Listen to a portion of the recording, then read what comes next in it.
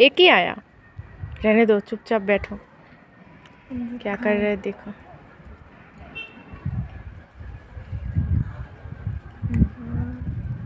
ओह कैसे मस्त अमरूद खा रहा है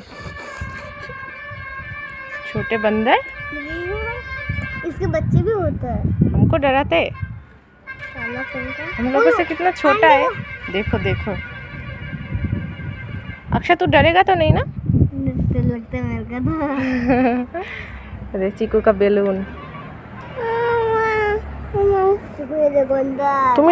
তুমি তো ফেলে দিয়েছো বেলুনটা। आंटी पहले तो मैं बलून को देख रही एकदम से मेरी नजर हाँ मैंने भी नहीं देखा पहले।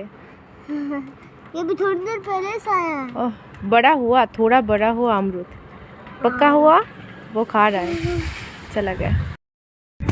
এটা তো আমার কাছেই চলে এসেছে। কয়টা আছে? এটা তো পাকা পুরো।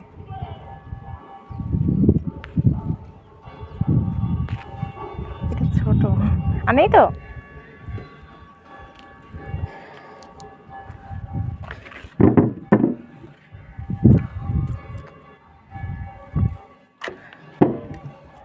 কালকে হনুমানকে দেখে লোভ লাগছিল, তা আজকে মানুষ হনুমানকে নিয়ে কত পেয়ারা নিয়ে এসছে দেখো, ভালো সুন্দর পেয়ারাগুলো।